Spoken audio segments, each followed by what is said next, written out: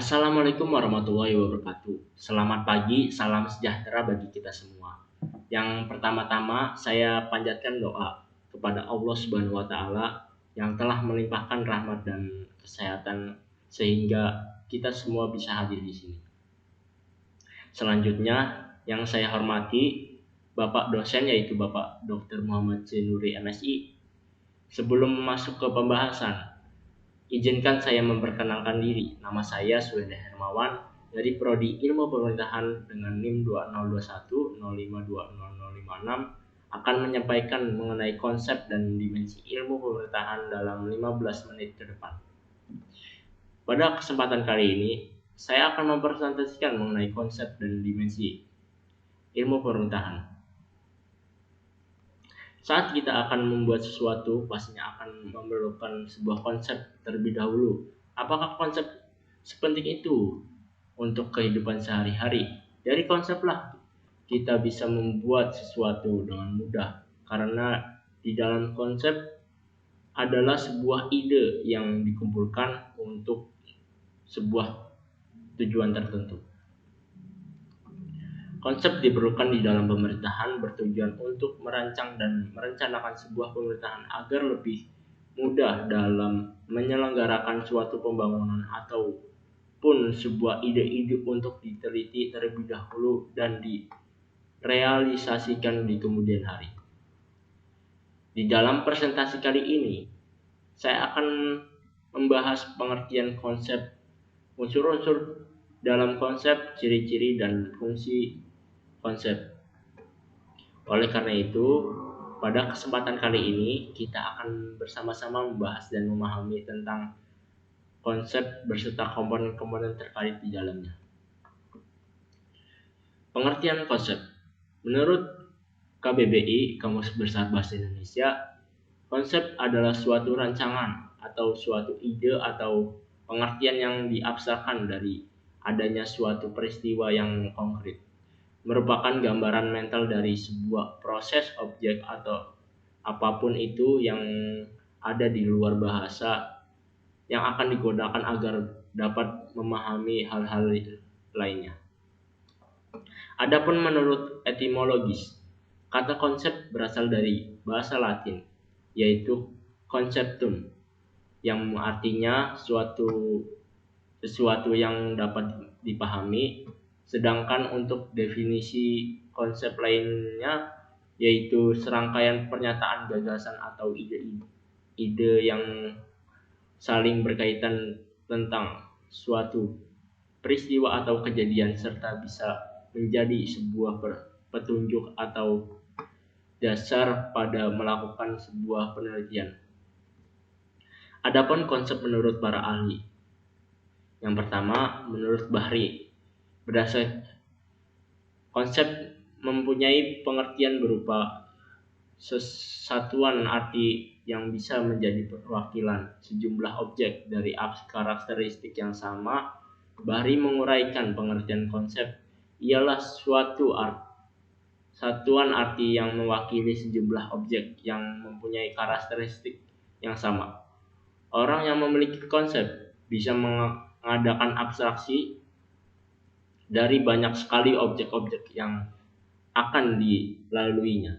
Supaya objek-objek dapat diletakkan pada golongan tertentu, objek-objek dihadirkan pada kesadaran setiap manusia dalam wujud representasi mental tidak berperaga. Konsep sendiri pun sanggup dilambangkan di dalam wujud suatu istilah. Adapun menurut Sojaji, konsep mempunyai pengertian yakni sebuah ide abstrak yang memungkinkan bisa dipakai untuk keperluan penjabaran atau penggolongan yang secara umum bisa dituangkan di sebuah kata atau rangkaian kata. Adapun unsur-unsur dalam konsep, yang pertama nama, yaitu konsep yang mewakili istilah tunggal untuk merepresentasikan inspirasi atau gagasan. Yang kedua, contoh positif dan negatif dipergunakan untuk menganalisis serta membandingkan contoh-contoh positif atau negatif bersama karakteristiknya. Yang ketiga, karakteristik pokok dipergunakan untuk membentuk serta menentukan suatu contoh yang termasuk dalam kategori konsep atau bukan konsep. Yang keempat, rentan karakteristik, yaitu sebuah konsep yang berhubungan dengan konsep lainnya serta mempunyai rentan karakteristik yang membatasi konsep tersebut. Ada 3 hal terkait dengan rentan karakteristik, yaitu superordinat, konsep yang dihubungkan menggunakan konsep yang luas. Yang kedua, koordinat, konsep yang setara serta saling berkaitan satu sama lain. Dan yang terakhir, subordinat, yaitu subkategori atau bagian kecil dari suatu konsep. Ciri-ciri dalam konsep. Yang pertama, konsep itu memiliki sifat abstrak dan ialah gambaran mental perihal benda, peristiwa ataupun kegiatan. Yang kedua, konsep ialah deretan dari benda-benda yang memiliki ciri ataupun kualitas secara umum. Jadi yang ada di dalam konsep ada beberapa hal yang bisa disatukan. Yang ketiga, konsep memiliki sifat personal. Pemahaman orang tentang konsep atau kelompok misalkan mungkin tidak sama dengan pemahaman orang lain. Yang keempat, konsep dipelajari melalui sebuah pengalaman dengan belajar. Yang kelima, konsep bukanlah masalah arti dari sebuah kata seperti yang terdapat di dalam kamus. Kamus sendiri memiliki makna lain yang lebih luas. Fungsi konsep. Fungsi konsep ada 4. Yang pertama, fungsi konsep kognitif. Konsep kognitif ialah suatu kemampuan manusia dalam berpikir secara optimal dengan menghasilkan sebuah konsep supaya dalam kehidupan sehari-harinya menjadi lebih baik dan teratur. Yang kedua, konsep evaluatif.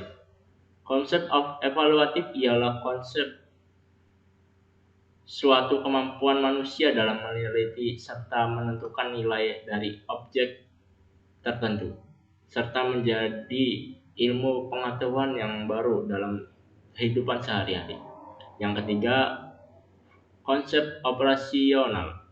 Konsep operasional merupakan suatu kemampuan manusia dalam melaksanakan proses suatu penelitian pada objek tertentu dengan memakai sebuah konsep supaya menjadi lebih efektif dan efisien. Yang keempat, konsep komunikasi. Artinya suatu kemampuan manusia dalam menjelaskan suatu inspirasi atau gagasan atas suatu objek serta peristiwa. Adapun fenomena pemerintahan. Yang pertama, pembagian kekuasaan. Pembagian kekuasaan dibagi menjadi 3, yaitu kekuasaan legislatif, yudikatif, eksekutif. Contohnya presiden, DPR, atau MPR, dan lain sebagainya. Yang kedua, otonomi daerah. Otonomi daerah merupakan hak wewenang serta kewajiban wilayah otonom guna mengendalikan serta mengurus sendiri urusan pemerintahan serta kepentingan warga setempat sesuai dengan peraturan perundang-undangan. Sementara itu, menurut Suparmoko, mendefinisikan otonomi daerah sebagai kewenangan daerah otonom untuk mengatur serta pula mengurus kepentingan warga setempat menurut prakarsa sendiri bersumber pada aspirasi penduduk. Yang ketiga, penyelenggaraan pemerintahan yang efektif dan efisien. Efisien merupakan pemanfaatan sumber daya secara minimum guna pencapaian hasil yang optimal. Efisiensi menyangka kalau tujuan-tujuan yang benar sudah ditentukan serta berupaya untuk mencari cara-cara yang setidaknya baik untuk menggapai tujuan-tujuan tersebut.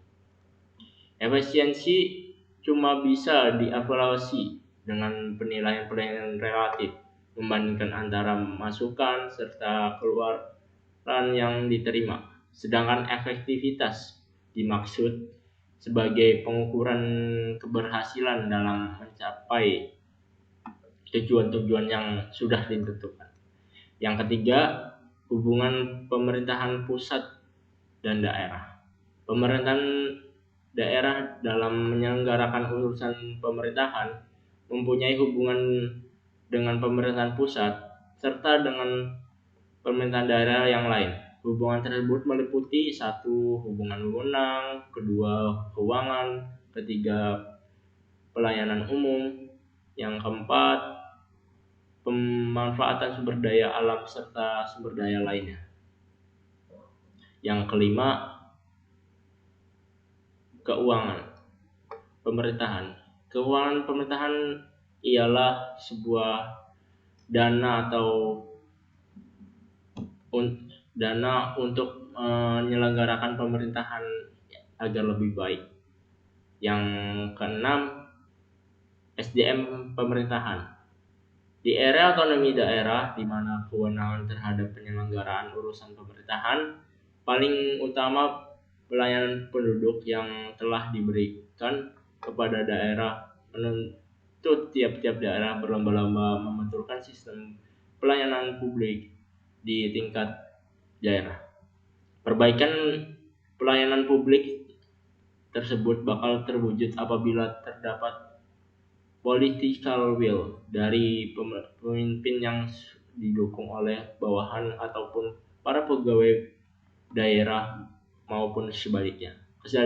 Kesadaran itu timbul dari bawahan yang setelah itu diakomodasi serta didukung oleh atasan. Begitu pula dalam perihal meningkatkan daya saing daerah, memerlukan SDM yang mempunyai keahlian dalam menggali serta menggunakan kemampuan daerah sehingga apa yang dimiliki daerah bisa dialami manfaatnya oleh penduduk daerah. Bagaimana penggunaan konsep dalam membahas fenomena pemerintahan tersebut? Yang pertama, konsep kekuasaan untuk menjelaskan tentang fenomena tersebut, yaitu mempertahankan dan membagikan kekuasaan. Yang keempat, konsep kewenangan untuk menjelaskan bagian kekuasaan pemerintahan antara pemerintahan pusat dan daerah. Yang keempat, konsep keuangan dipakai untuk menilai kemampuan penyelenggaraan pemerintah daerah. Yang keempat, konsep SDM dipakai untuk menjelaskan fenomena proses rekrutmen, seleksi, pengembangan kinerja, serta kompensasi SDM pemerintahan. Yang ada beberapa konsep utama dalam ilmu pemerintahan. Yang pertama, 1. negara. Negara sangatlah penting. Yang kedua, penyelenggaraan pemerintah. Tiap negara memiliki sistem dalam rangka melaksanakan kehidupan pemerintahannya guna meraih ketujuan yang diharapkan. Sistem tersebut merupakan dengan sistem penyelenggaraan pemerintah. Pada hakikatnya, sistem penyelenggaraan pemerintah negara berdiskusi soal bagaimana mengenai Mekanisme pemerintahan negara dijalankan oleh presiden selaku pemegang kekuasaan negara. Yang ketiga, kebijakan pemerintahan. Istilah kebijakan pemerintahan ialah istilah atau kebijaksanaan yang diterjemahkan dari kata polisi. Memanglah umumnya dihubungkan dengan keputusan pemerintahan, sebab pemerintah yang memiliki kekuasaan atau wewenang guna mengarahkan penduduk serta bertanggung jawab melayani kepentingan umum. Kebijakan bisa pula berarti sebagai rangkaian konsep serta asas yang jadi garis penerapan suatu pekerja kepemimpinan serta cara tindak. Yang keempat, tata kelola pemerintahan. Di Indonesia, sebutan tata kelola pemerintahan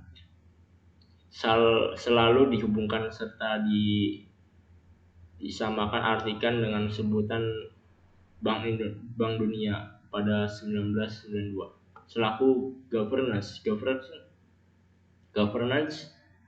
ataupun pemerintahan merujuk pada metode macam apa suatu regime melakukan amanat kepemerintahan dengan metode yang semestinya guna kemaslahatan orang-orang yang diperintah. Sejalan dengan misi Bank Dunia tersebut, tata kelola pemerintahan dipakai sebagai tools untuk menekan negara dunia guna mencontohi metode-metode pemerintahan modern. Governance bisa dimaksud sebagai pemanfaatan kekuasaan dalam mengelola sumber sosial serta ekonomi. Yang kelima, keuangan pemerintah. Makna dari keuangan negara yakni suatu hak serta kewajiban yang dilihat dari nilai uang serta segala perihal dalam wujud uang ataupun benda dapat dijadikan hak milik negara. Sebaliknya, pengertian keuangan pemerintahan bersumber pada pasal 1 Undang-Undang Nomor 17 Tahun 2003 mengenai keuangan negara, ialah dana negara bisa dimaknai sebagai wujud kekayaan suatu negara ataupun pemerintahan yang diperoleh dari penerima pinjaman, hutang pemerintahan, ataupun dapat pula dari output pemerintahan, misalnya kebijakan moneter serta fiskal guna pembangunan penduduk. Dalam kaitan tersebut, sebutan good governance merujuk pada sifat macam apa pemerintahan wajib dikelola secara baik. Itulah demikian pembahasan konsep dan dimensi pemerintahan. Kurang lebihnya mohon maaf. Wassalamualaikum warahmatullahi wabarakatuh.